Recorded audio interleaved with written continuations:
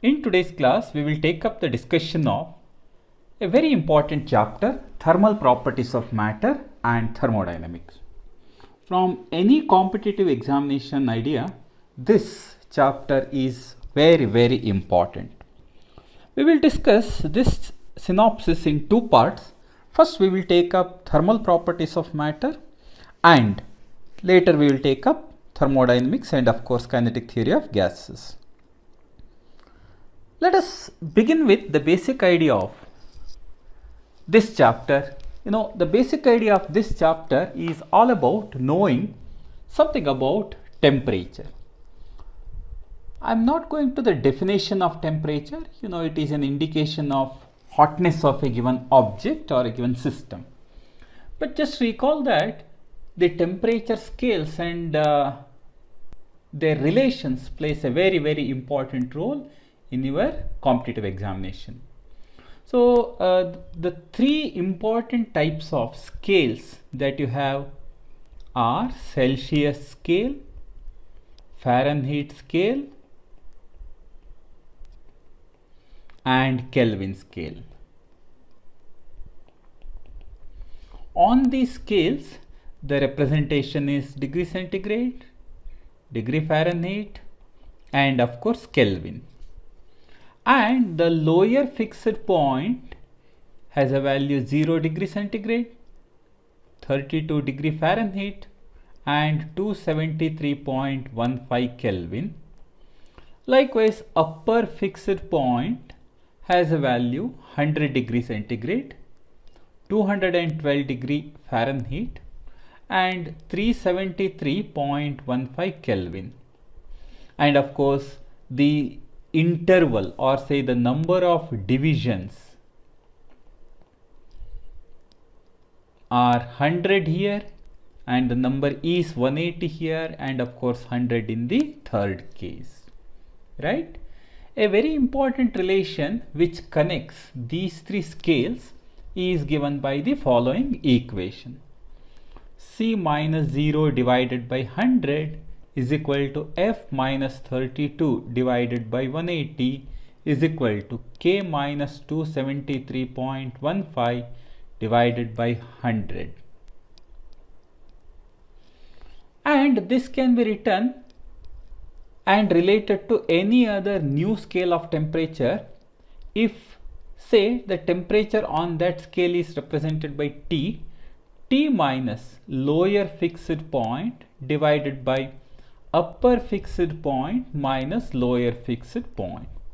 So this equation relates the temperature measured on any new scale to any existing scale or the interrelation between the existing scales itself. One of the very important applications of this concept is the thermal expansion of materials.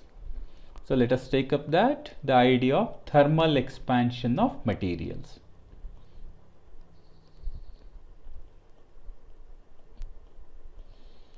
You know that when heated, objects undergo change in their dimensions. This is basically due to the asymmetry in their potential energy curve. The potential energy curve, suppose I draw the potential energy curve, potential energy versus the intermolecular separation, it is not symmetric. About its least potential energy position, it is not symmetric. This part and this part are not symmetric, and thus there is a thermal expansion when heated, and when cooled there is a contraction. This is actually understood in terms of three types: linear expansion, superficial expansion and cubical expansion. That's right. Suppose I consider an object of length L0 at temperature T, then at a higher temperature its final length is given by L is equal to L0 into 1 plus alpha delta T, where delta T is the rise in temperature. And you can notice that the increase in length is given by L naught alpha delta t. What is that alpha? Yes, it is the coefficient of linear expansion, which is the property of a given material. Superficial expansion. If you consider a surface whose initial area is A naught, upon heating, its final area becomes A naught into 1 plus beta delta t, where beta is the coefficient of superficial expansion and the increase in area is given by A naught beta delta t. In the case of cubical expansion, for example, if I consider say a cuboid or say cube whose initial volume is V naught, then upon heating the final volume is given by V naught into 1 plus gamma delta t, the increase in volume being V naught gamma delta t, where gamma is the coefficient of cubical expansion. And for isotropic materials, you know the meaning of isotropic? Material having the property with same value along different directions. Alpha is to beta is to gamma is 1 is to 2 is to 3. 1 is to 2 is to 3. Suppose the material is anisotropic. For an anisotropic material, then we can write beta is equal to say alpha 1 plus alpha 2, and gamma can be written as alpha 1 plus alpha 2 plus alpha 3, where alpha 1, alpha 2 and alpha 3 are along 3 mutually perpendicular directions. This idea can also be extended in the case of density variation. You know, the density varies according to this relation. Rho is given by rho naught divided by 1 plus gamma delta t. So remember, with the increase in temperature, the density of a given material decreases. That's right. So with the increase in temperature, the density of a given material decreases. Let us take up a couple of important cases here, or say important applications. First of all, if alpha is variable, that means over the given temperature range, alpha is not constant, alpha is varying. If that be the case, then the increase in its length is given by integral L naught alpha dt from temperature T1 to T2, where I have assumed alpha to be a function of temperature. So if alpha is a function of temperature, then change in its length is given by this particular equation, and of course you can find the final length simply by writing L naught plus increase in length. That is one of the very important applications. Try to understand how to work with such problems. Second, hole or gap, expansion of hole or gap. For example, let us take a plate having a small hole punched in it, or if I consider say a ring having a small gap, or let us consider a solid. For example, here is a solid, maybe a cube, having say a void, a cavity. Remember, all these undergo expansion upon heating.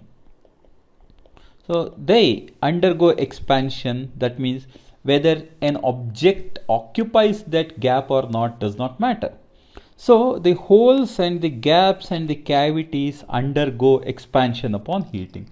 You should not be under the impression that the gaps contract, holes contract or cavities contract at the expansion or at the cost of expansion of the material. No, that is not the case. So remember, holes and gaps do undergo expansion.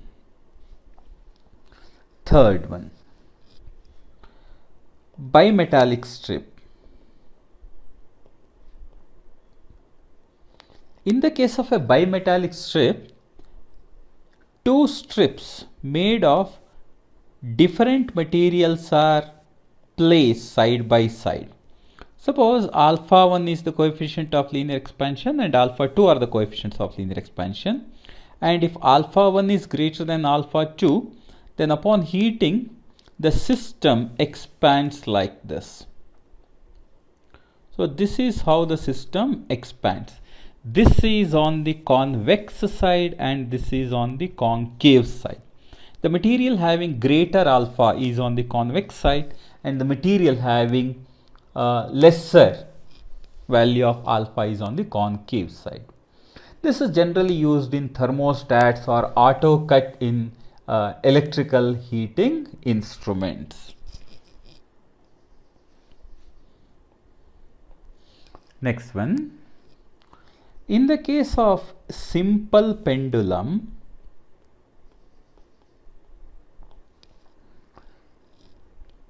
there is a change in the length of the pendulum upon heating.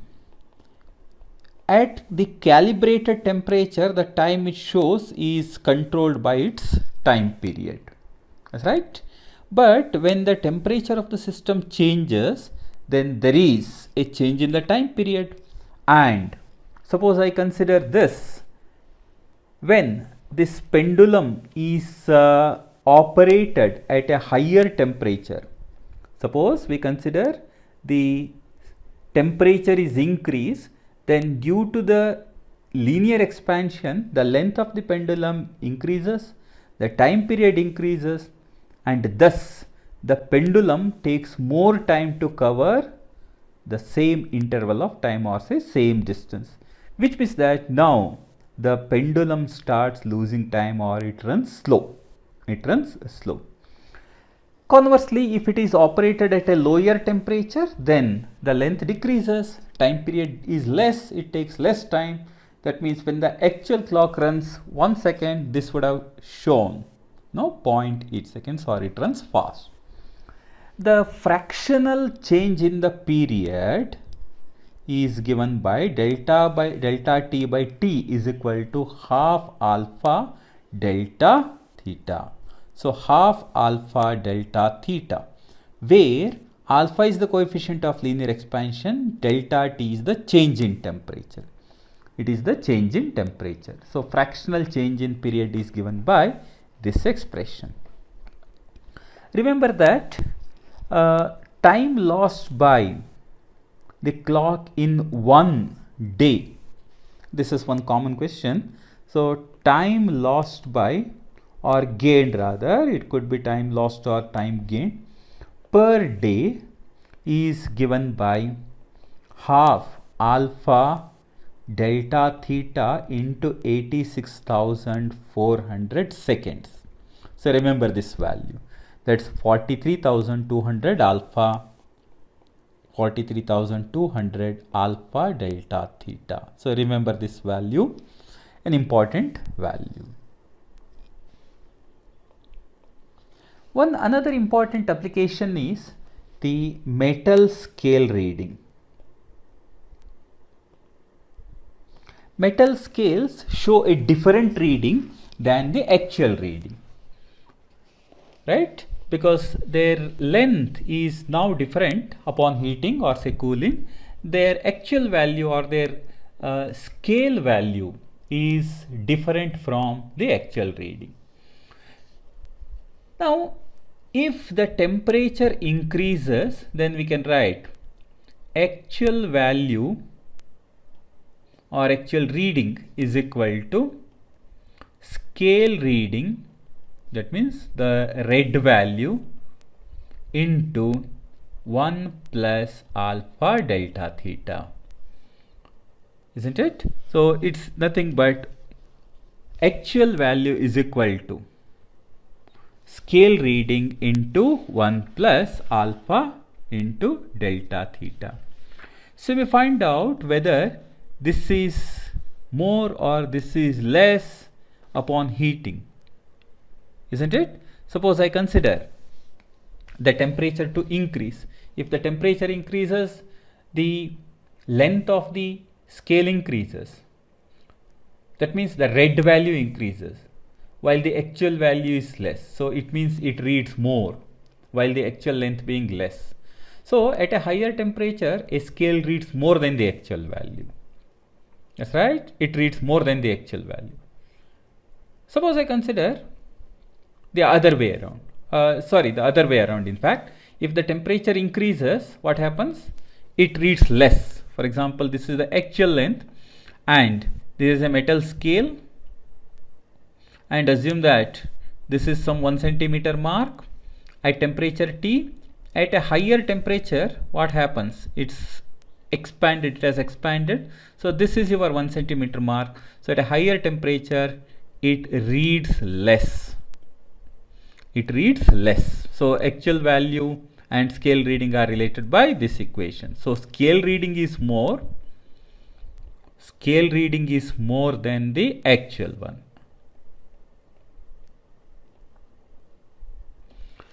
Obviously, if the temperature decreases, what happens? If the temperature decreases, it is operated at a lower temperature. This now corresponds to 1 centimeter mark, and clearly the red value is more. So red value is more. So scale value or scale reading is, what about this one? So scale reading is now, scale reading is less here, scale reading is more than the actual reading here.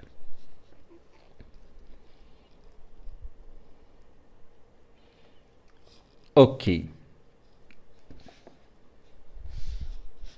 Next one, the idea of thermal stress.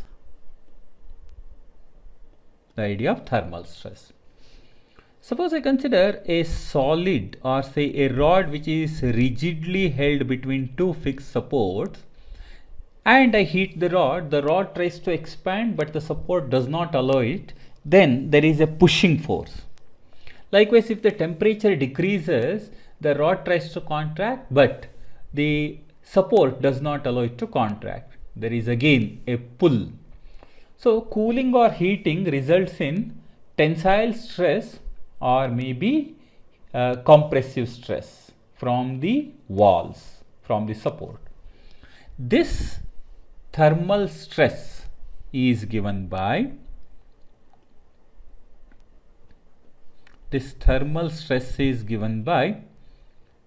alpha y delta theta. Stress is nothing but force by area. So thermal stress, which is F divided by A, is given by alpha y delta theta. So thermal stress is given by alpha y delta theta. And with that, you can also find out the tension or the tensile compressive force, or say tensile force, which is trying to push it or say pull it.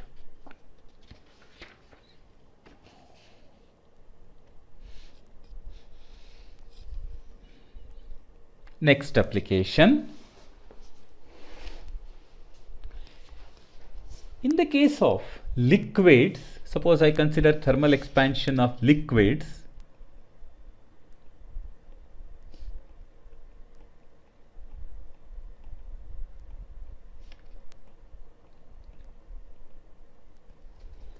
Let us consider an arrangement like this. Maybe a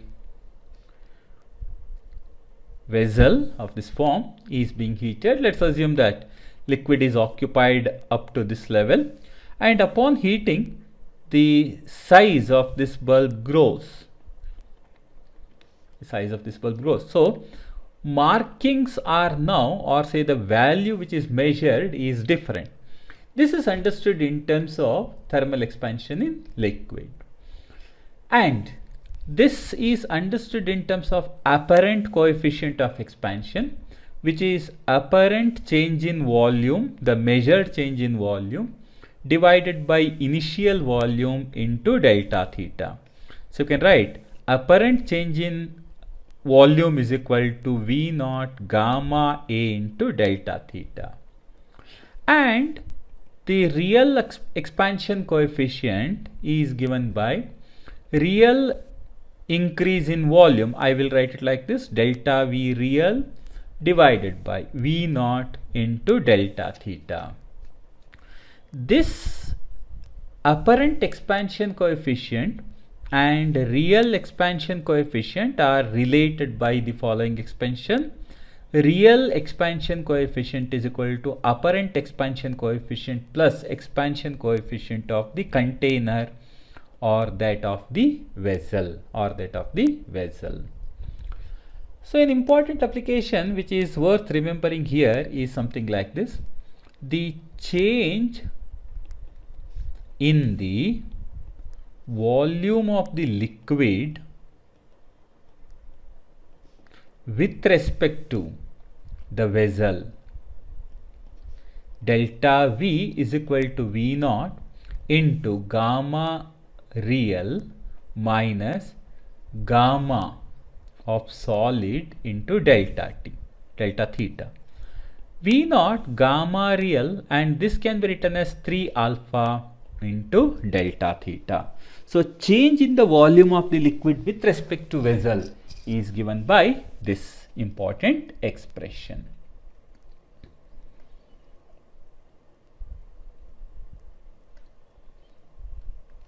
Well, these are some of the important aspects as far as expansion of liquids is concerned. You may notice that if gamma R is greater than 3 alpha, then delta V is positive.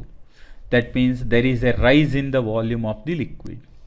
Well, if gamma R and gamma S or 3 alpha are equal to each other, delta V appears to remain constant. And gamma R is less than 3 alpha, then delta V is less, or say it is negative.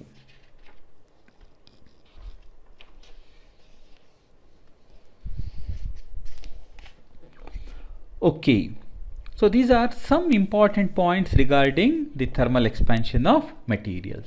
Remember, a conceptual question which is generally possible in the present context is the idea of anomalous expansion of water.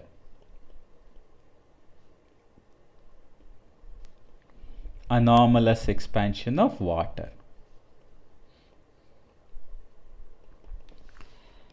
In the range of 0 to 4 degrees centigrade, the water contracts on heating and it expands on cooling. And at 4 degrees centigrade, its density is maximum. Its density is maximum or the volume is minimum, right? So, this is the basic idea. At 4 degrees centigrade, density is maximum is the basic idea as far as anomalous expansion of water is concerned. This has lot of practical applications, of course. Aquatic life is able to survive in cold countries as the lake remains unfrozen at the bottom because the temperature there is not 0 degrees centigrade. Okay, so these are some important aspects from thermal expansion of materials. Thermal expansion of materials. So you have noticed that thermal expansion of materials is all about increase in the volume of the material, or say dimensions of the material when heated, or say contraction when cooling takes place.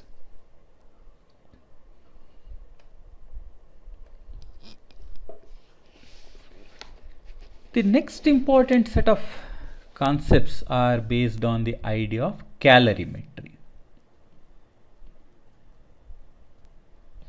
This is a fairly simple chapter, simple idea. Now, whenever heat is supplied to an object, probably there is a change in its temperature or there may be a change in the state. Change in the state.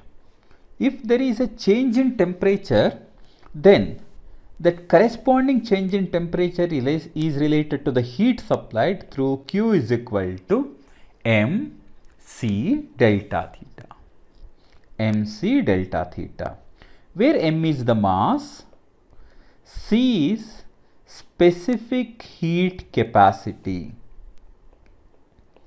which is measured in joule per kg per Kelvin, and of course delta theta is the rise in temperature.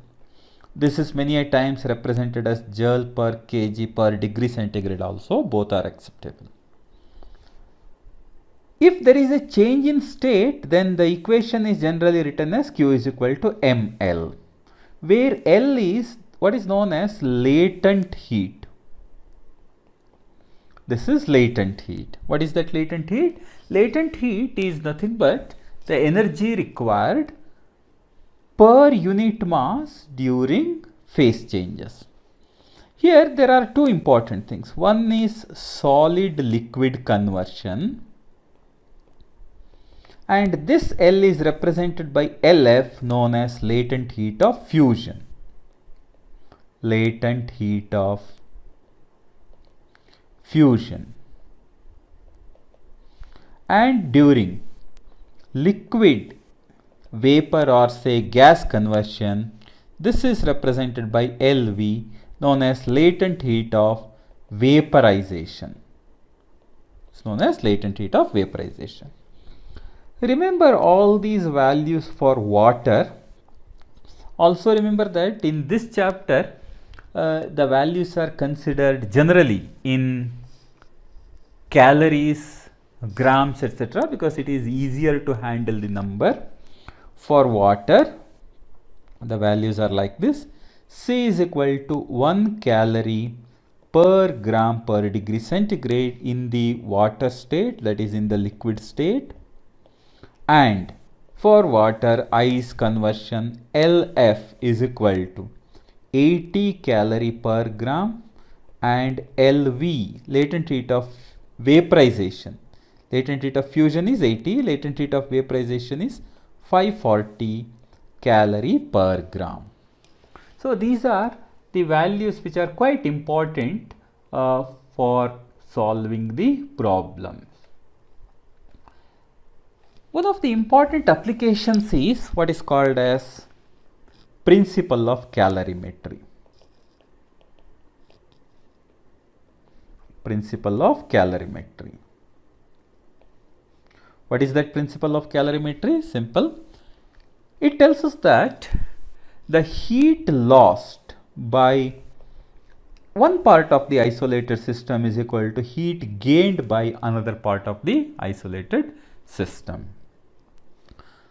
This is quite useful in solving the problems while finding the equilibrium temperature. One of the very important applications is this equation.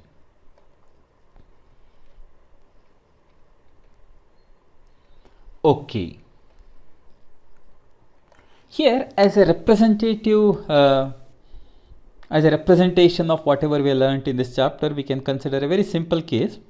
Assume that you are beginning with, say, ice at, for example, minus 10 degrees centigrade, and you want to heat it up to, say, the stage in which it becomes steam at, say, 120 degrees centigrade, let us say. How to represent it graphically? The graphical representation is somewhat like this.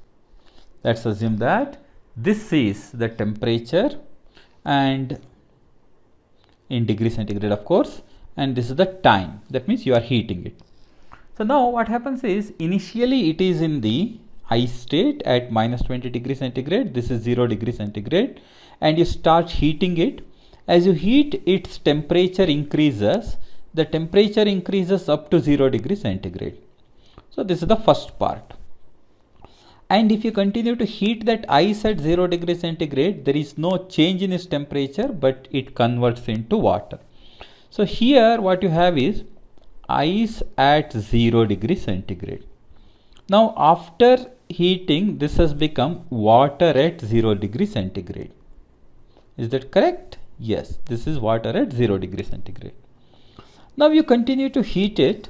If you continue to heat it, then the temperature of that water increases until it becomes water at 100 degrees centigrade. So you have taken that system to a state in which you have water at 100 degrees centigrade, and you continue to heat it. Now what happens is it starts vaporizing, and now you have steam at 100 degrees centigrade, and you want to heat it further. Fine.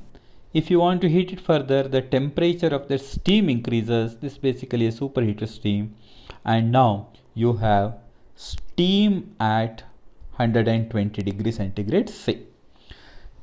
So this is what is known as heating curve. One of the very important aspects of heating curve is that the slope and specific heat are inversely proportional to each other. Remember, slope and specific heat capacity are inversely proportional to each other, and the length of the horizontal part is directly proportional to latent heat. The length of the horizontal part is directly proportional to latent heat, or the other way around. Latent heat is directly proportional to length, specific heat is inversely proportional to the slope. So remember this important concept. This is quite useful as far as problem solving is concerned.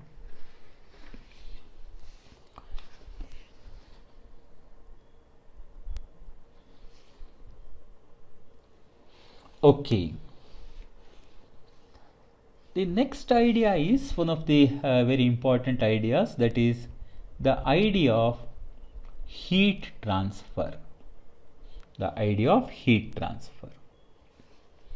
In the case of heat transfer, you know that energy is transferred from one region to another region, or from one point to another point. Now energy is transferred from one point to another point, or one region to another region, by multiple mechanisms, or say different modes. Different modes are available. What are all those modes? Conduction, convection, and radiation. So these are the three different modes of energy transfer from one place to another place. Now let us take up each one of them in detail. This is an important chapter, so it's important that we revise it thoroughly. Suppose we take conduction. In the case of conduction, there is no actual motion of the particles from one region to another region, while there is energy flow from neighboring atoms. Convection, particles move from one region to another region and deliver the energy, while radiation happens in the form of electromagnetic waves. Let us take up this discussion, the discussion of conduction.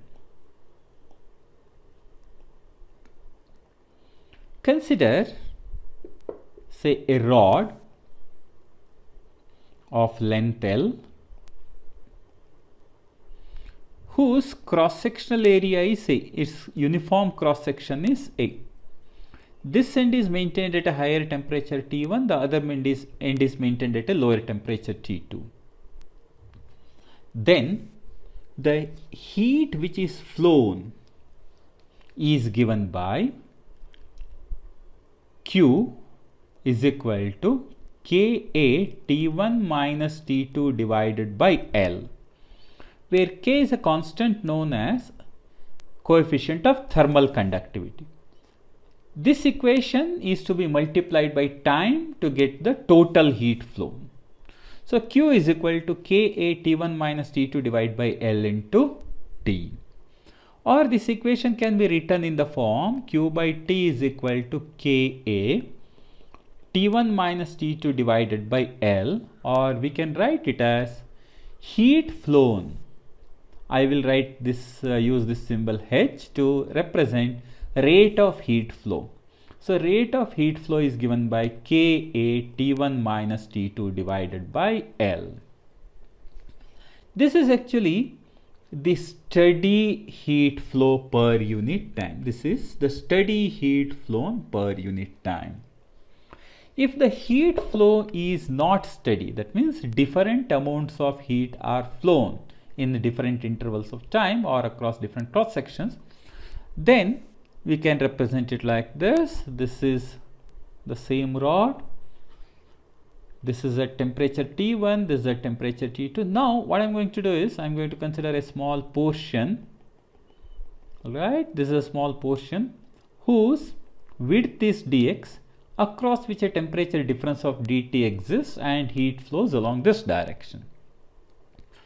Then our expression becomes dq divided by dt is equal to Ka dt divided by dx, but as you are going along the direction of decreasing temperature and increasing x, these two dt and dx carry inherent opposite signs. So I will make a negative sign. I'll put a negative sign to compensate for that, and this becomes dq by dt is equal to minus Ka dt divided by dx. Or this can also be written like this: the rate of heat flow H is equal to minus Ka dt divided by dx. dt divided by dx. Good. So this is the amount of heat flown per unit time.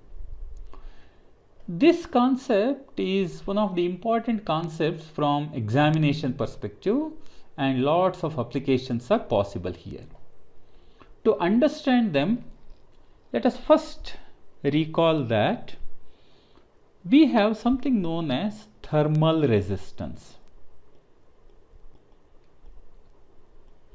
represented by the symbol R. What is that?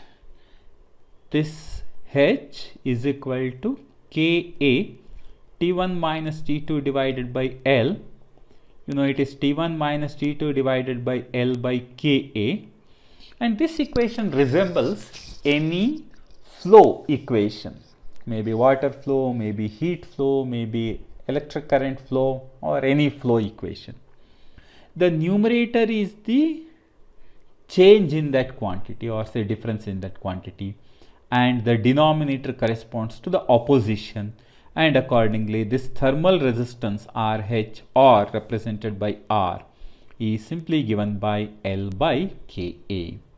So thermal resistance of a rod is given by L divided by Ka. Okay. Now these are the equations meant for a single rod. Now there may be situations in which you have multiple rods. For example, if I consider the rods connected in series, imagine this arrangement. You have two rods connected end to end. This is rod number 1, whose length is L1, the other is of length L2. Their thermal conductivity coefficients are K1 and K2. This end is at, this end is A, this end is B. Okay. So now, there are a couple of important things here. If this end is at a higher temperature T1, this is at a temperature T2, then this is the direction of heat flow and the junction is at temperature T. Now, to find out the junction temperature, the equation you use is something like this: K A T1 minus T divided by L is equal to K A T minus T2 divided by L2. Or this further reduces to, because their A's are same, I have K1 T1 minus T divided by L1 is equal to K2 T minus T2 divided by L2. So you can simplify this equation for the value of T, the unknown, right? So it becomes a simpler problem. Remember, this also tells us that their thermal or the temperature gradients, if you look at the temperature gradient, it is T1 minus T2 divided by L, that is the temperature gradient. So I have T1 minus T divided by L1 divided by T minus T2 divided by L2. What is it equal to? This is equal to K2 divided by K1, or the temperature gradients are in the inverse ratio of thermal conductivities. One more important idea that is worth remembering here is that the thermal resistances add up here. It is simply R1 plus R2, and thus we can write L1 plus L2 divided by effective thermal coefficient is equal to L1 by K1 plus L2 divided by K2, where K is the effective thermal conductivity. This further can be simplified. This can be simplified like this: K equivalent, or say K is equal to net L summation L divided by summation L divided by K. A simpler way of writing this equation is in this form. If L1 and L2 are equal to each other, then you have net K is equal to 2K1 K2 divided by K1 plus K2. Remember this, one of the important equations. In the case of series combination of two rods of same dimensions, then the effective thermal conductivity coefficient is given by 2K1 K2 by K1 plus K2. All right. What if the rods are connected in parallel? If the rods are connected in parallel, clearly the temperature differences are same, right? Maybe their areas of cross sectional are different, but their lengths are same. K1, K2, T1 and T2, isn't it? So now the rate of heat flows are different. Rates of heat flow are different, H1 and H2. Now, in order to find out the net rate of heat flown through the entire system, you can write it as H1 plus H2. In such a case, the effective value of thermal resistance is given by 1 by R is equal to 1 by R1 plus 1 by R2, and you can notice that the equivalent K is given by K1 A1 plus K2 A2 divided by A1 plus A2. Now in the case of two rods of identical dimensions, then the effective thermal conductivity is simply K1 plus K2 divided by 2. Or a general way of writing this is something like this: K is equal to, in parallel combination, net Ka divided by net A. Remember how to represent these concepts in form of equations. Okay. One of the important applications of these concepts is growth of ice on lakes or say ponds. The construction can be visualized this way. Your water at 0 degree centigrade while ice is present here, and this is some sub-zero temperature, minus theta degree centigrade. Now, as water freezes, the thickness of the ice increases. It starts freezing from top. So the heat which is liberated goes along this direction. Without any mathematical derivation, suppose the initial depth of ice, let's assume that the thickness of the ice initially is x1 and it becomes x2. Assume that ice initially is of depth x1 and the depth of the ice becomes x2 in time t. then the time required for this is given by rho L, that is LF, divided by 2k theta into x2 square minus x1 square. The time taken is given by rho LF 2k theta into x2 square minus x1 square, where k is the thermal conductivity of ice, rho is the density of ice, and LF is the latent heat of fusion of ice or say water, and x2 and x1 are the corresponding thicknesses, theta is the outside temperature. So this is the time required by the ice to grow from a thickness of x1 to x2. Suppose the ice grows from 0 to say some x. Initially there was no ice at all. Then the time required is given by rho LF divided by 2k theta into x square. So these equations are important. Remember these equations. I suggest you to memorize these equations. There are other cases here also. For example, maybe thermal conductivity coefficient itself is varying, or maybe the area of cross section itself is varying, or perhaps the length. There are various possibilities. We will not take them from JEE Mains or say NEET examination perspective. So this is good enough from your competitive idea. So these are some important applications as far as the idea of thermal conduction is concerned.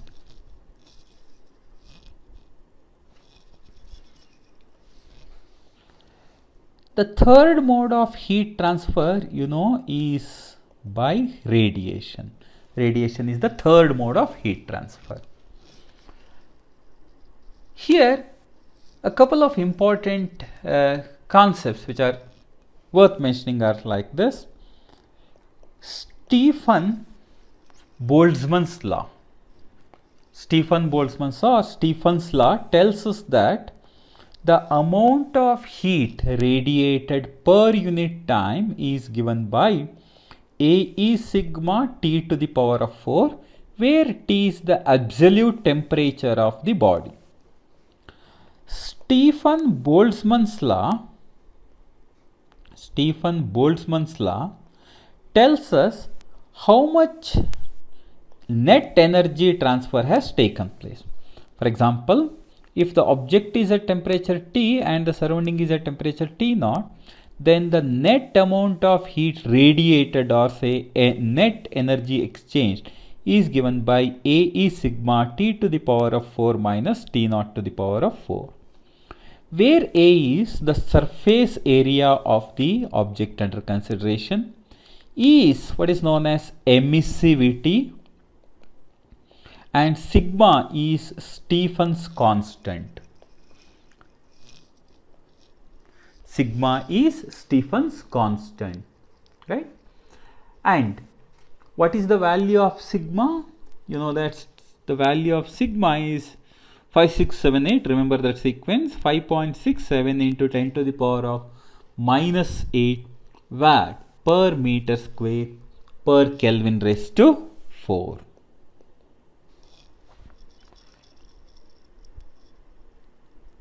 So remember this important concept, the concept of energy, net energy exchange between an object and its surrounding. There are a couple of important applications here. One of the important applications from competitive perspective is what is called as Newton's law of cooling.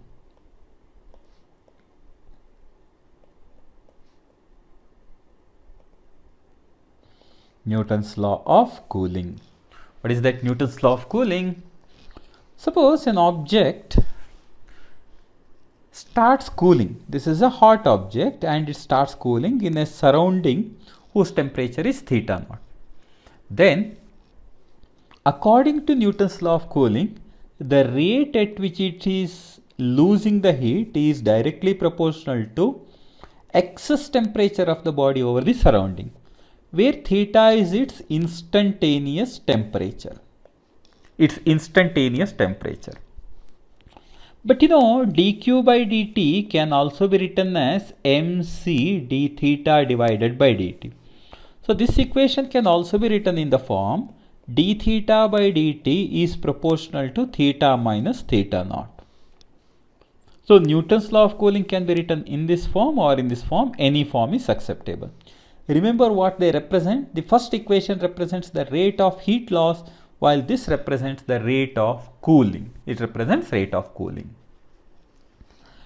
Now, suppose I consider the see this actually can be represented in the graphical form like this. Suppose this is temperature theta and this is the time axis, and the object starts cooling in the surrounding whose temperature is theta naught. Initial temperature is theta 1. Then it gradually cools down and eventually its final temperature becomes theta naught. Now, suppose the instantaneous temperature is theta. At some instant of time, its temperature is theta. Its value is given by theta naught plus theta 1 minus theta naught into e power minus kt, where k is constant, where k is some constant. Which constant? That's the constant which is associated with d theta by dt is equal to k into theta minus theta naught. This constant is related to this. So, the instantaneous temperature is given by this equation. This is the instantaneous temperature. Now, this can also be represented in the slightly different form. Suppose the body cools from theta 1 to theta 2 in time t. Then we can relate this equation d theta by dt to theta minus theta naught through this equation. Remember, theta 1 to theta 2 is small and the excess temperature over the surrounding is also small. If that is the case, then we can write this equation in the following form. Theta 1 minus theta 2 divided by time taken is t is equal to k. This theta can be understood as the average temperature of the body, theta 1 plus theta 2 divided by 2 minus theta naught. This equation is quite useful for handling numerical problems. Remember in this form. You may ask why this average? This average follows from the fact that over small region the curve becomes almost straight line, and for straight line I can take the average simply by theta 1 plus theta 2 divided by 2.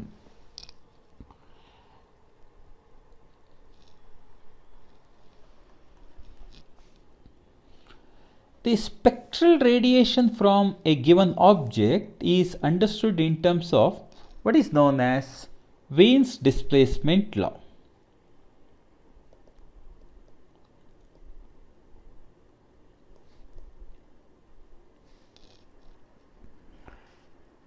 What does it tell? It tells us that the product of wavelength which corresponds to most intense radiation emitted by a black body multiplied by its absolute temperature is constant. That means if I consider the energy radiated as a function of wavelength, then the graphical representation is something like this. This is at some temperature T1 corresponding to the wavelength corresponding to maximum energy density, or say maximum energy. Now if I increase the temperature, then the graphical representation is like this. It shifts towards right. This is lambda m2 at temperature T2. Likewise, it goes on shifting towards right. If the temperature T1 is greater than T2, which is greater than T3, then you notice that the energy radiated goes on changing, and your lambda m1, lambda m2, lambda m3 also go on changing. Lambda m1 is now less than lambda m2, which is less than lambda m3, etc. That is what this equation tells you. Lambda m into temperature is constant, and this is represented by B, which is known as Wien's constant, having a value 2.89 into 10 to the power of minus 3 meter Kelvin. This is known as Wien's law of displacement. And the area, the significance of this is that area below this energy corresponding to maximum wavelength versus temperature graph.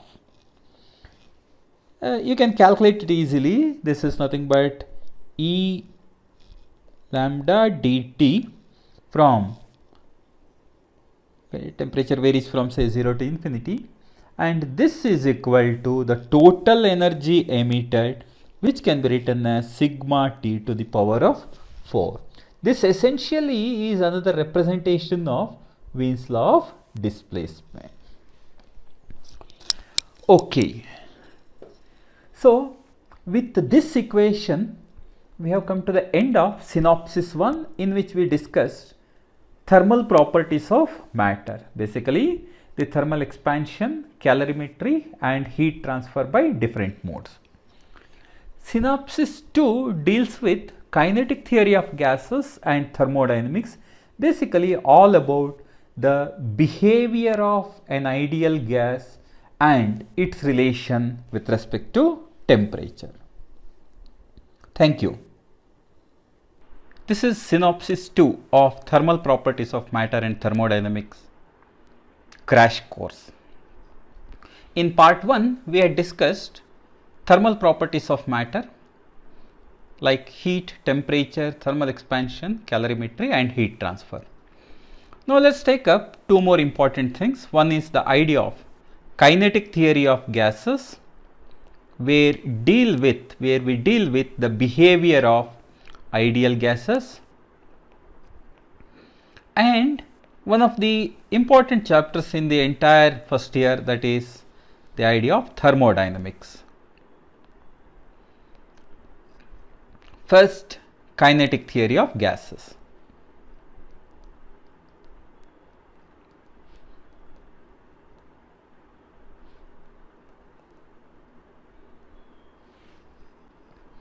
You know, the kinetic theory of gases deals with the macroscopic properties of ideal gas, and it relates to microscopic properties. So, it's the relation between macroscopic and microscopic properties. There are some basic postulates regarding kinetic theory. What are those? You may wish to recall. Number 1, the gas, or say ideal gas, consists of very small particles known as molecules. They are all identical. The second is they are rigid, spherical, and undergo perfectly elastic collisions, and their size is very, very small. So, they undergo elastic collision, which are of course random. The next is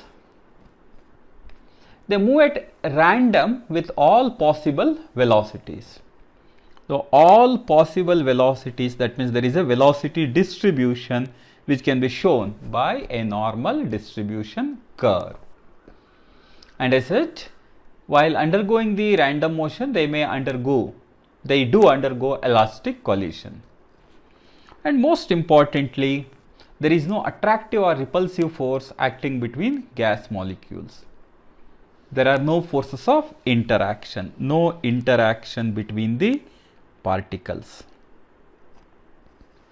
Gravitational force is ineffective, or say it is very, very small, because the mass is very, very small and the speed is very high. And as these molecules collide with the walls of the container, there is a change in momentum, and momentum transfer happens to walls of the container, and thus there is a pressure exerted due to the collision with the walls. So, the pressure of the gas on the walls of the container is because of the collision with the walls. Now, having said that, the particles are all in continuous motion at random, we can picturize it like this. There is a container, and if you consider one such gas molecule, it undergoes random motion along all possible directions, something like this. Now, to describe the motion, we use different types of velocities, or say different speeds. So, what are all the different speeds of the gas molecules? Remember, gas molecules do not possess different speeds. We analyze them with the help of different speeds. You should keep it in mind. One is RMS value, or say RMS velocity, one of the very well known velocities. You are all familiar with this. So, even though we read it as RMS, root mean square, this is basically taking the speed, squaring it, finding the mean, and finally finding the root, right? So, RMS velocity. This is given by square root of 3 RT divided by m, where R is the gas constant, T is the absolute temperature, and m is the molecular weight, or known as molar mass, molecular weight or molar mass. This can also be written like this, square root of 3 kT divided by m. You all know what this K is, Boltzmann's constant. So, 3 kT divided by m, where small m is mass of each molecule. Mass of each molecule. So, RMS velocity is given by this equation. Most probable speed is given by square root of 2 RT divided by m. That means this value gives us the particle's most probable speed. So, particle is likely to have this speed majority times. This can also be written as square root of 2 kT divided by small m.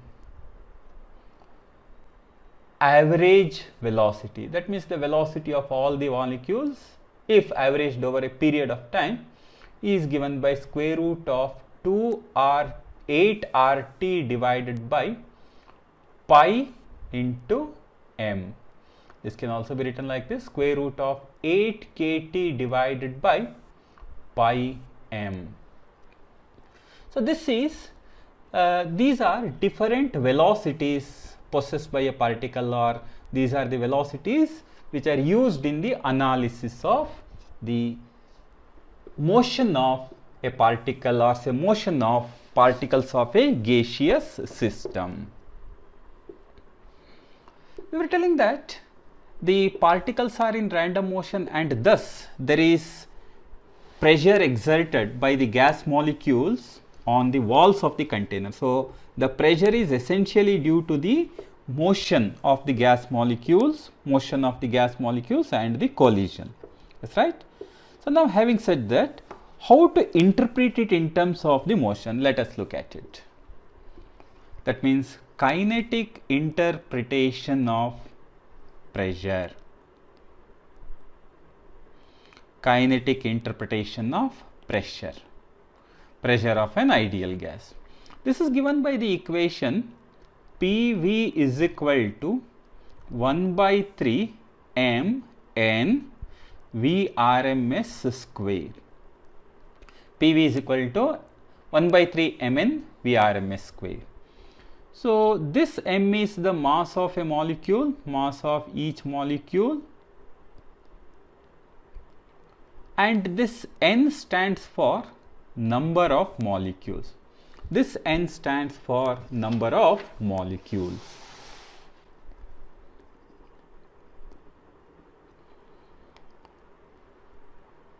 This can also be written in a slightly different way. This can also be written as P is equal to 1 by 3. I can take V to the denominator, and M into N becomes total mass. Mass divided by volume becomes density. 1 by 3 into rho into V RMS square. It can also be written in this form. Another form of this equation is this one. So, P is equal to 1 by 3 rho V RMS square. Or this can also be written in a slightly different way. This can also be written as, P is equal to the same equation 1 by 3 M N V RMS square divided by V. That is right. So, this is our equation. Now, this equation can be represented how? Let us see. We want to write it in terms of energy. We want to write it in terms of kinetic energy. Let us see how to write this. This is given by, so if you look at the equation, E is equal to, I can write it as Mn divided by V into V RMS square. This is actually kinetic energy per unit volume. This represents the kinetic energy. This is kinetic energy per unit volume. So, kinetic energy per unit volume, and we know pressure is given by 1 by 3 Mn divided by V RMS square. So, what do we get? I multiply and divide by 2. So, what do I have?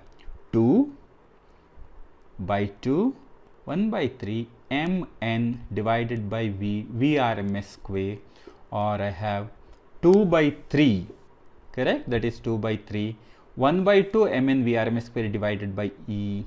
E is nothing but E. So, pressure can be written as P is equal to 2 by 3 times E, or pressure is numerically equal to 2/3 of its kinetic energy per unit volume.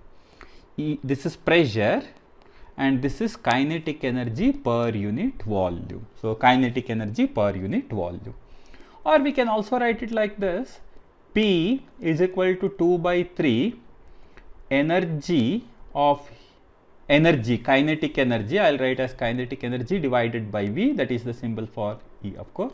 So, I can also write PV is equal to 2 by 3 total kinetic energy. Any of these expressions is perfectly fine. So, we can use any of these expressions, correct. So, we have kinetic interpretation of pressure in terms of this equation, kinetic interpretation of pressure in terms of this equation. Kinetic interpretation of temperature. Let us see how to write this one. Kinetic interpretation of temperature.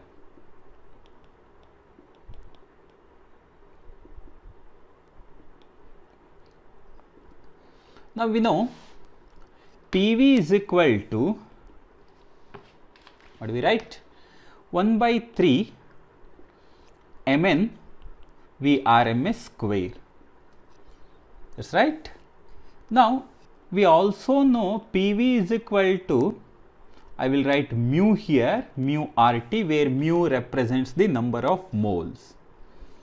So, I will combine this equation and this equation. I get 1 by 3 Mn V RMS square is equal to mu RT, or we can write this equation as half M V square is equal to 3 by 2 mu RT divided by N.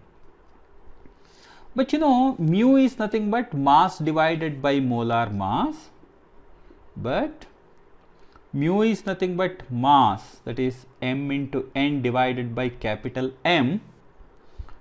And you also know R is equal to Avogadro's number into K, that is the definition of Avogadro's number. So, I have half mv square is equal to V RMS, everywhere it is RMS square, is equal to, what do we get? We get it as 3 by 2 Nm divided by capital M NaKT divided by N, which is nothing but 3 by 2 kT. That's right, because mass, total mass is nothing but M divided by Na. So we can write half mv square is equal to 3 by 2 kT, or mean kinetic energy per unit volume is equal to 3 by 2 kT. So mean kinetic energy per molecule, mean kinetic energy per molecule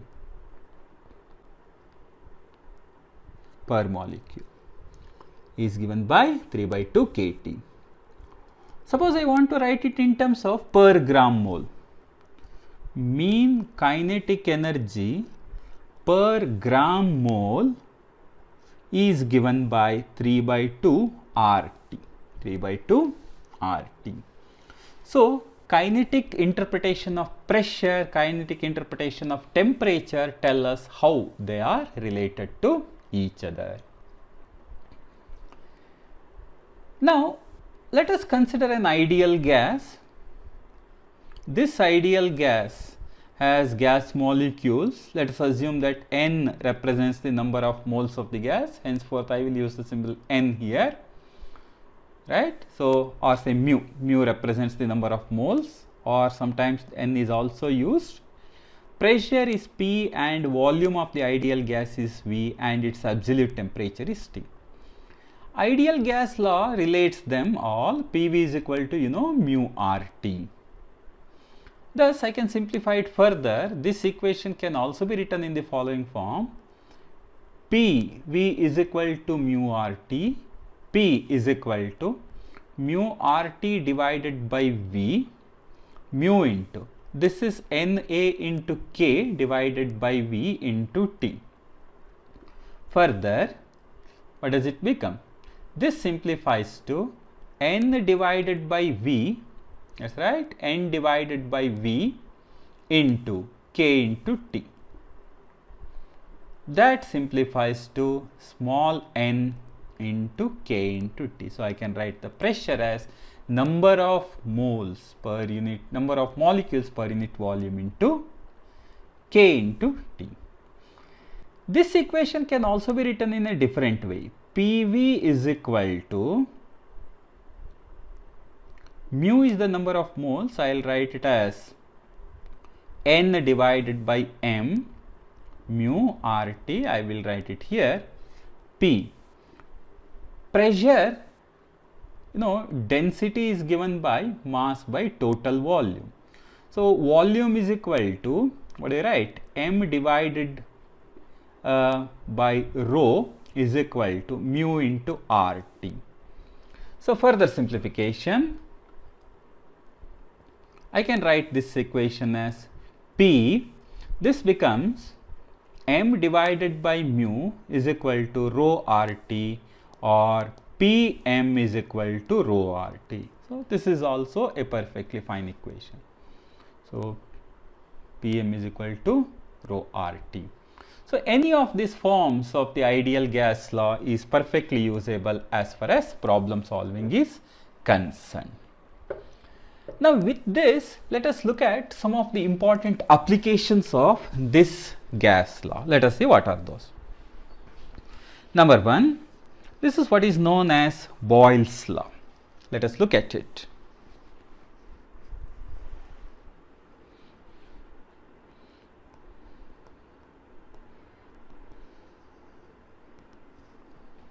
According to Boyle's law, for a given amount of an ideal gas at constant temperature, remember I am just writing it briefly, for a given amount of an ideal gas at constant temperature, pressure and volume are inversely proportional to each other. So remember, this is true when the temperature is constant. And if I want to represent a pressure versus volume graph, it is a rectangular hyperbola of this form.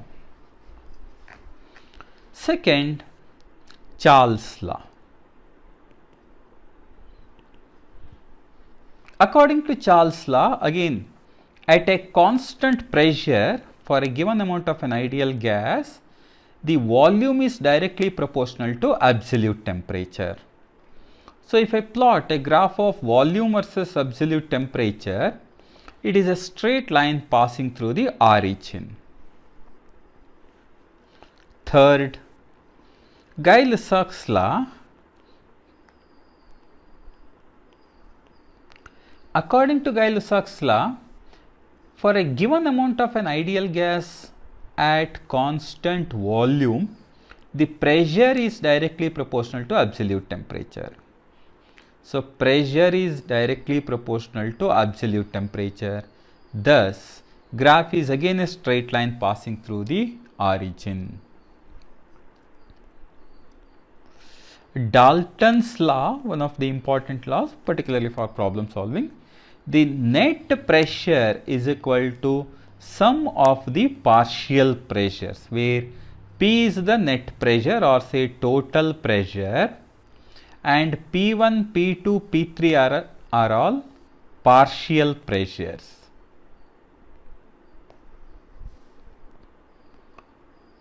These equation, this equation PV is equal to mu RT, remember, is the ideal gas law, law applicable only for an ideal gas.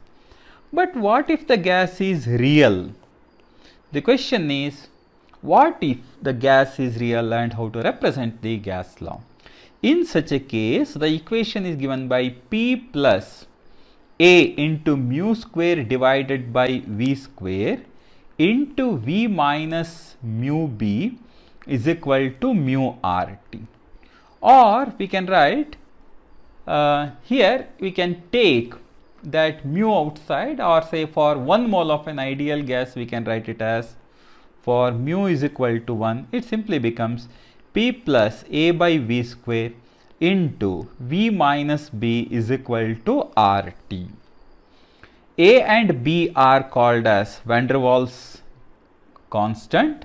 By the way, this equation is known as van der Waals equation.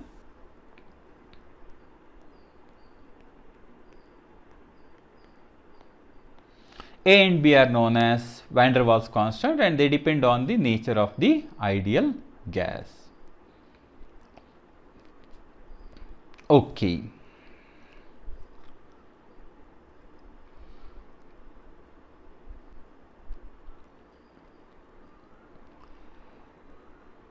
See, we discussed that the gas molecules are continuously in motion. Thus, in order to measure up to what extent they move, we use something known as degrees of freedom. The motion gives rise to a method of energy storage. So, degree of freedom is a method of energy storage. For example, if a particle is capable of moving in space, 3 dimensions, it has got 3 degrees of freedom. It can also be interpreted as the number of minimum coordinates to specify the dynamic state of a system. For a monatomic gas, degree of freedom is 3. There are 3 translational degrees of freedom. Suppose I consider a diatomic molecule. For a diatomic molecule, degree of freedom is 3 plus 2, 5. 3 translational degrees and 2 rotational degrees. Remember, at higher temperature, then diatomic molecules have 2 degrees of freedom due to vibration also. One for kinetic energy, one for potential energy. And at higher temperature, it has 2, 3 plus 2 plus 2. And for triatomic molecule, it depends whether the vibrational degrees are taken into consideration or not, decides that. Because the particles are moving at random, energy is associated with this. So, the kinetic energy associated with each degree of freedom, that means per degree of freedom, is given by half kT, where k is Boltzmann's constant. And we can also write it like this: the average kinetic energy of a particle having n degrees of freedom, or say f degrees of freedom, is given by f into half kT. This is kinetic energy per degree of freedom, while the total, average kinetic energy is this much. Remember, this includes translational kinetic energy and rotational kinetic energy, etc. When such a gas is heated, there is a corresponding change in temperature. This is related by an equation which is similar to calorimetric equation, mu C into delta T. But you should be really careful here. C is what is called as molar specific heat capacity, whose units are joule per mole per Kelvin. And the value of C depends on the way the gas is heated. Whether we keep the pressure constant, volume constant, or say pressure varies according to a particular law, volume varies according to say 1 by P square, etc., decides the value of C. But most often the two important types of specific heats of a gas are CV and CP. CV is nothing but the amount of heat supplied per unit mole per unit temperature, keeping the volume of the ideal gas constant. Likewise, Cp is same, Q divided by mu delta T, but this time we keep the pressure constant. The pressure of the ideal gas is kept constant.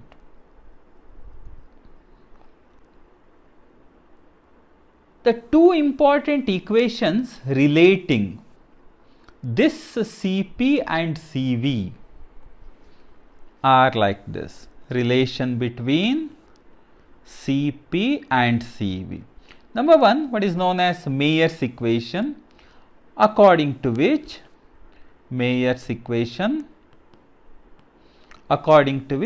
Cp minus Cv is equal to R. Remember, Cp and Cv are measured in joule per mole per Kelvin. Remember that.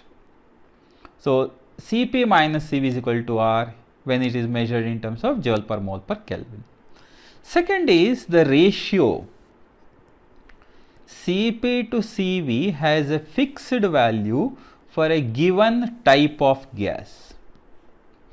This, when we say type, it actually depends on the atomicity. That means whether it is a monatomic gas or diatomic gas or triatomic gas, etc., decides the value of Cp divided by Cv. For example, let us consider this simple case. Let us consider a monatomic gas.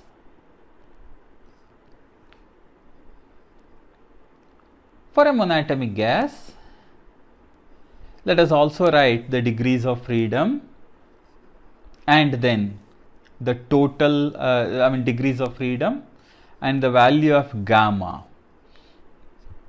Cv, Cp and gamma. Let us generate this table. For a monatomic gas, there are 3 degrees of translational freedom. So, I will write as 3 plus 0, no rotation at all. And the value of this Cv is 3 by 2 R.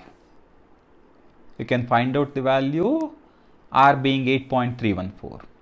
Cp is Cv plus R and accordingly 5 by 2 R. Gamma is Cp by Cv, so 5 divided by 3, which is basically 1.67. Let us consider a diatomic gas molecule. For a diatomic molecule, it is 3 plus 2. 3 degrees of translational, 2 degrees of rotational motion. And the value of Cv is 5 by 2 R, Cp is 7 by 2 R, and the value of gamma is 7 by 5, which is 1.4. And for a triatomic molecule which is linear, we have 3 plus 2 and this is 5 by 2 R and this is 7 by 2r and 7 by 5, which again is 1.4. A non-linear triatomic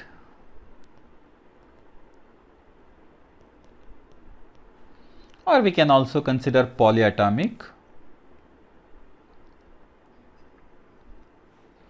The total degrees of freedom is 3 plus 3, 3 plus 2 plus 1, or 3 plus 3 rather. That becomes 6, and this is 3r, CV is 3r, CP is 4r, 4 by 3, 1.33. Remember this important chart table as far as the values of CP, CV, etc. are concerned. These are for a given gas. Suppose I consider a mixture of non-reacting gases. If I consider a mixture of non-reacting gases, then remember the following equations. The effective molecular weight is given by M is equal to mu1 M1 plus mu2 M2 etc. divided by mu1 plus mu2 plus mu3, or net mu M divided by net mu. Specific heat at constant volume is given by mu1 C1 plus mu2 C2, that is CV2 C1 CV1 CV2 plus mu3 CV3 whole divided by mu1 plus mu2 plus mu3 etc. net mu CV divided by net mu. And you can also find out Cp once the value of Cv is known. Cp is simply Cv plus R. And this gamma of the mixture can be calculated simply by taking Cp to Cv ratio. So remember these very important aspects as far as kinetic theory of gases is concerned. These are some of the very important ideas as far as kinetic theory of gases is concerned. With this in the background, let us try to understand now another important idea, that is the idea of thermodynamics. Thermodynamics plays a very important role as far as your PU board examination and competitive examination is concerned. Of course, for competitive examination, it is very important for second year. So let's take up that thermodynamics.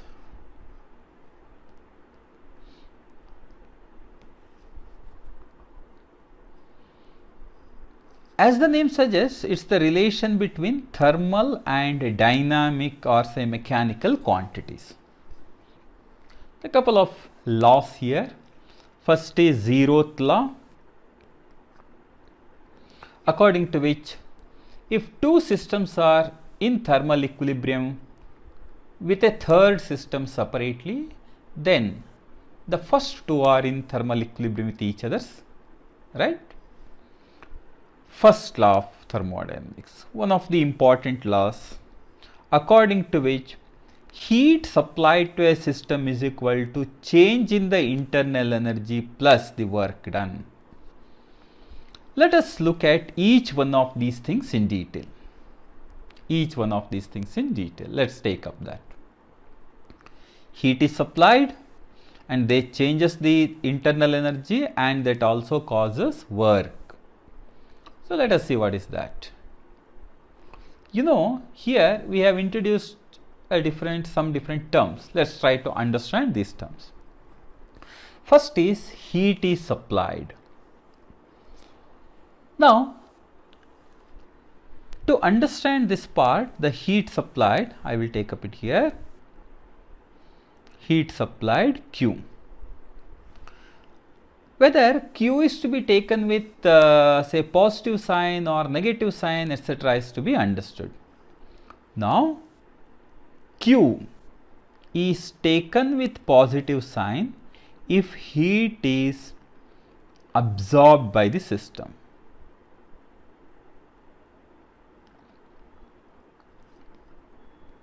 Which is the system here? Ideal gas is the system. And this is taken with negative sign if heat is released by the system. If heat is released by the system, Q is taken with negative sign. Heat involved in general is given by mu C delta T. Mu C delta T, where C is the specific heat, or say molar specific heat for that process. Remember, this is a process oriented one, or this is path dependent quantity. This is path dependent quantity. It is not path independent. It depends on the path selected. Now, in general, remember this equation Q is equal to mu C delta T is useful as far as heat supplied is concerned. Second is change in internal energy. Internal energy is the energy associated with an ideal gas, basically due to the particles in motion. Particles in motion, we have seen while doing kinetic theory, there is some energy associated with that 3/2 kT, remember? So, this internal energy of a gas is equal to sum of the kinetic and potential energies of all the molecules of the gas. In general, what we do is we ignore the potential energy and neglect those interactions, and thus the total kinetic energy due to the random motion is equal to the internal energy. This internal energy U is represented by mu CVT. Remember, it is given by mu CV into T. The change in the internal energy is given by mu into CV into delta T. Mu into CV into delta T, where CV is specific heat at constant volume, delta T is the change in temperature. If the temperature of the ideal gas increases, then delta U is taken with positive sign. While if temperature of the ideal gas decreases, delta U is taken with negative sign. And most importantly, delta U is path independent.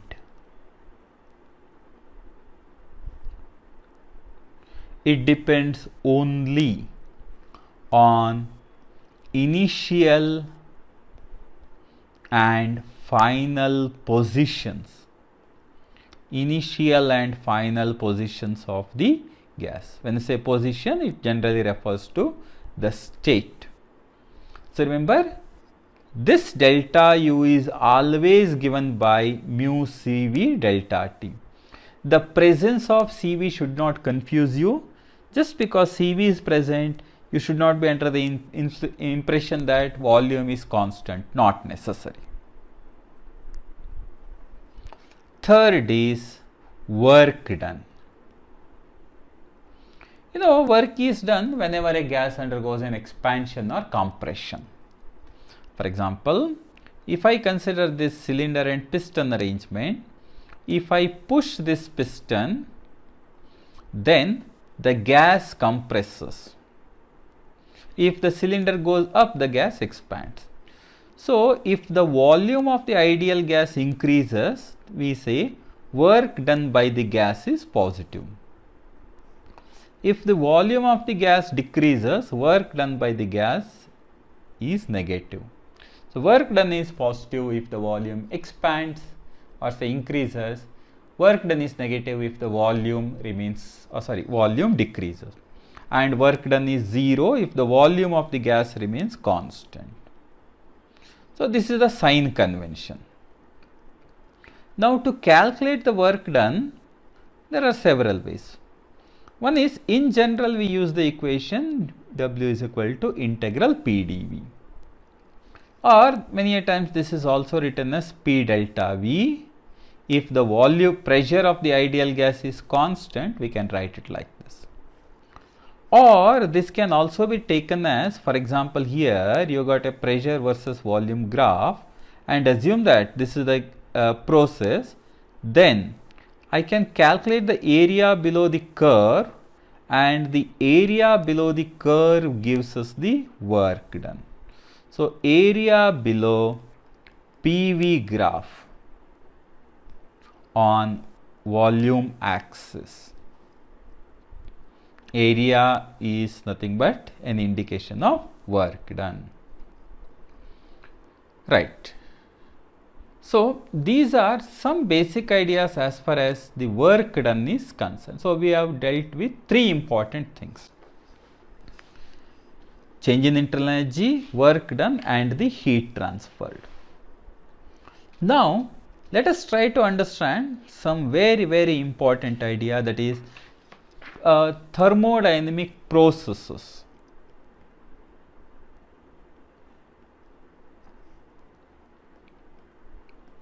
Thermodynamic processes. Thermodynamic process refers to a way using which we change the state of an ideal gas. For example, let us consider a pressure versus volume gas of pressure versus volume of an ideal gas.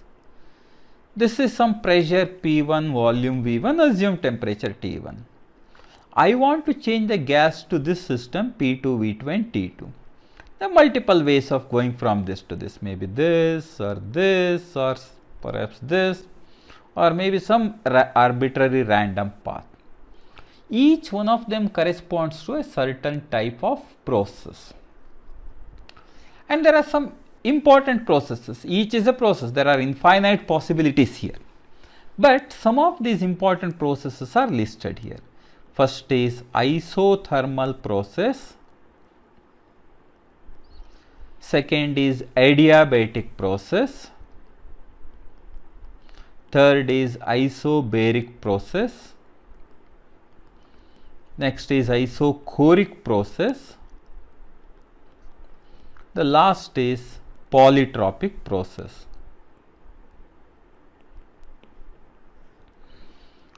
Also remember another which actually is a slightly different type. This is what is known as cyclic process. When we say cyclic process, it's self-explanatory of course. What is cyclic process? It is the process in which the gas returns to its original state. That is what is known as cyclic process. Let us take up each one of them in detail. Let us look at each one of them: isothermal, adiabatic, etc. So, the first is isothermal process.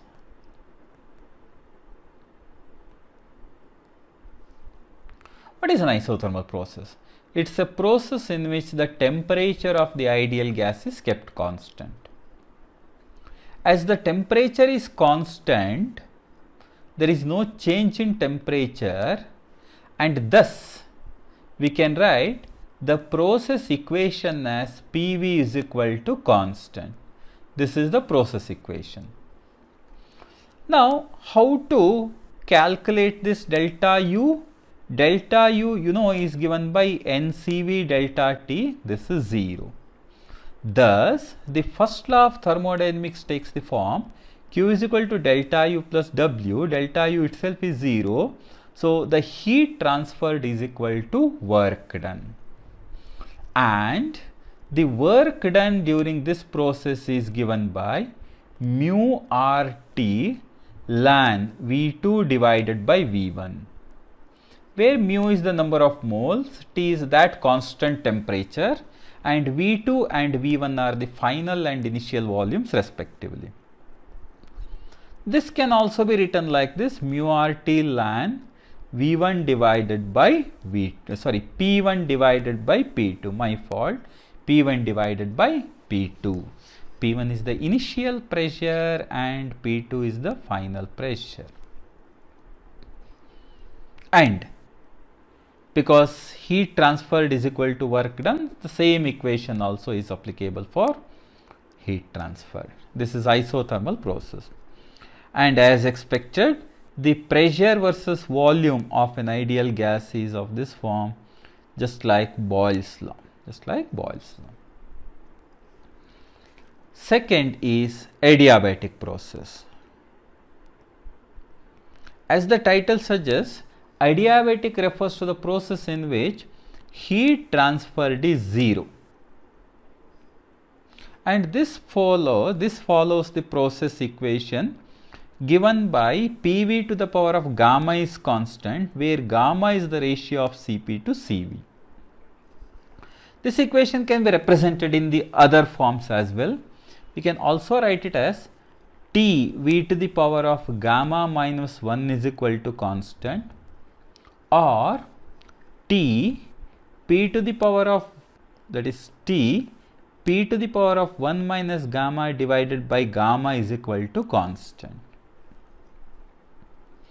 So, as heat transferred is 0, we can write Q is equal to delta U plus W becomes delta U is equal to minus W.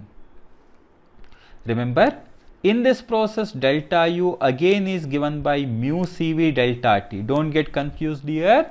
Delta U is always given by mu Cv delta T. And the work done is given by P1 V1 minus P2 V2 divided by mu minus 1, or mu, that is gamma minus 1, I am sorry, denominator is gamma minus 1, mu r T1 minus T2 divided by gamma minus 1. This process can be shown on a PV diagram like this. This is also similar to isothermal process, but much steeper. Why is it steeper? Because to the power of gamma. So, this gamma makes the process steeper. Thus, to recap, adiabatic process is the one in which heat transferred is 0, and thus PV to the power of gamma is constant is the process equation, which can be represented in the other forms. First law of thermodynamics becomes delta U is equal to minus W, and the work done is given by this equation, and it is somewhat similar to isothermal curve, but steeper. We don't call it as rectangular hyperbola. Third is isobaric process. In an isobaric process, pressure is constant and thus volume is proportional to temperature, or the process equation is Vt to the power of minus 1 is constant, or P is equal to constant. Any of these equations is perfectly fine. Here you should be careful. Q is given by mu Cp delta T because the pressure is constant, while delta U is again given by mu Cv delta T. Again, just because pressure is constant, you should not assume that Cp should come here. No, delta U is path independent. Here, the heat transferred is given by mu Cv delta T, and the first law of thermodynamics takes this form with W given by P into V2 minus V1, or this can also be written like this, mu RT2 minus T1. Any of these equations is perfectly fine as far as isobaric process is concerned. PV graph is of this form, pressure is constant. Isochoric process. This is the one in which the volume of the ideal gas is kept constant, and thus the process equation becomes pressure is directly proportional to absolute temperature. Because volume is constant, we can say the work done is 0. What does that mean? It means that whatever heat you supply, it is utilized to change the internal energy of the gas. So, Q is equal to delta U. Again, Q is given by NCV delta T, and delta U is also given by NCV delta T. And the process graph can be shown like this, because the pressure is changing, volume is constant. This is the process graph corresponding to this. Any general process can be represented by something known as polytropic process. Any process which obeys this form, PV to the power of x is equal to constant, where x is a number other than 0 or 1 or gamma. So, it should not be equal to 0 or 1 or gamma, just to eliminate 3 possibilities. And during that process, C is given by Cv plus R divided by 1 minus x, and the work done by the gas is given by mu R T1 minus T2 divided by x minus 1, which can also be written as P1 V1 minus P2 V2 divided by x minus 1. You can find it out easily. And the slope of PV diagram at any point, which is dP by dV, is equal to minus x times P divided by V. So, you can make use of any of these equations to analyze the adiabatic process. As I was telling, most of the times we deal with thermodynamic processes, and some of them are cyclic processes. And when you say cyclic process, it starts from one point, returns to the same point, but undergoing several intermediate processes. So, there is some heat involved, there is some work done, etc. The usefulness is understood in terms of efficiency of a cyclic process. Efficiency of a cyclic process. To understand it, let us consider a source which is maintained at temperature T1, supplying a heat Q1 to the working substance, and out of that it rejects some amount of heat to the low temperature sink maintained at temperature T2, and the working substance gives out some amount of energy, rather work done W. Now, this is represented like this. Efficiency is basically, this is understood as output divided by input. But what is output? Work done. What is input? Heat supplied. I will call it as Q1. Work done from energy conservation must be Q1 minus Q2 divided by Q1. So, I have eta is 1 minus Q2 divided by Q1. So, in general, efficiency can be written as eta is equal to 1 minus Q2 divided by Q1. Here, the efficiency can vary across different ranges, but the one which is most efficient is nothing but the Carnot's engine. Carnot's engine is the most efficient engine. So, what is that Carnot's engine? Let us see.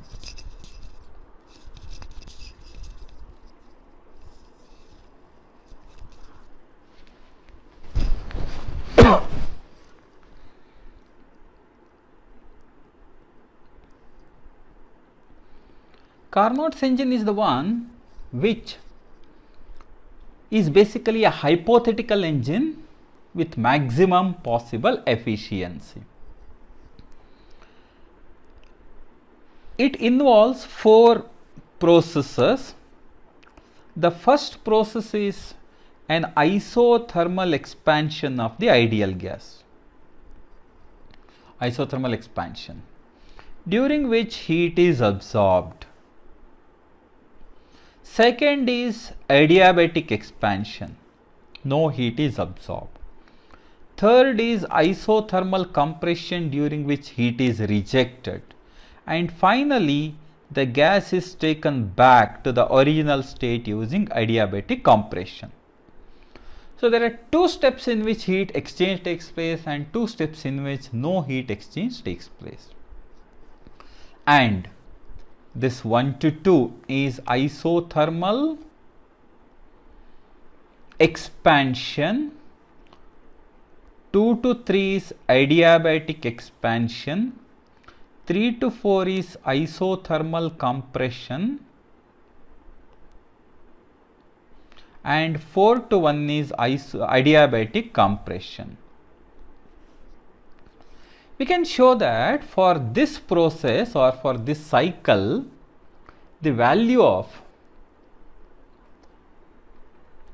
Q2 divided by Q1 is equal to T2 divided by T1, where T2 is the temperature of the sink, T1 is that of the source. So the efficiency expression becomes 1 minus Q2 by Q1, that is 1 minus T2 divided by T1. So efficiency of Carnot's engine is given by eta is equal to 1 minus T2 divided by T1. And remember, this is the most efficient cycle. So 1 minus T2 divided by T1, where T2 is the temperature of the sink and T1 is the temperature of the source. Another version of second law of thermodynamics is a refrigerator.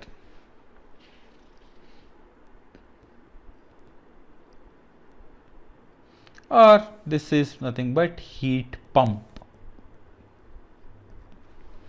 This is basically a heat engine which runs in reverse direction. Its working substance takes heat Q2 from a body at a lower temperature, and it has a net work done on it by an external agency, generally it is a compressor, and gives out greater amount of heat to a body which is at a higher temperature, which is generally atmosphere. So what it does?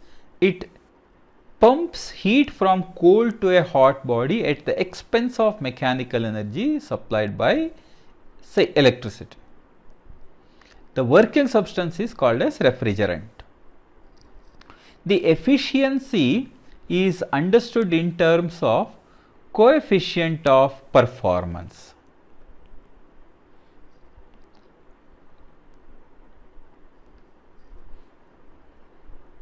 This is generally represented by the symbol beta. This beta is Q2 divided by W. What is that Q2? Q2 is the heat extracted from low temperature reservoir. W is work done to transfer that heat. So you can write beta is equal to Q2 by W, which can also be written as Q2 divided by Q1 minus Q2. Q1 minus Q2. Actually, the representation can be shown like this. Here is a source and here is a sink. I am using the same diagram as before, but this time what happens is this working substance takes the heat Q2 from a low temperature sink, which is maintained at a temperature T2, and external work is also done, and it supplies that heat to atmosphere, which is nothing but Q1. So what is supplied to atmosphere is Q1 plus W. So this is what is known as the idea of refrigerant or heat engine. So in general, it is measured in terms of coefficient of performance, which is given by Q is equal to beta is equal to Q2 by W, which is Q2 divided by Q1 minus Q2. Remember this important idea,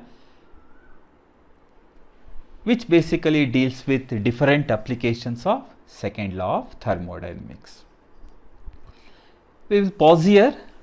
We will continue in the next session, where we take up all these ideas and take up representative problems which help you in understanding how to solve the applications questions and numerical problems. Thank you very much.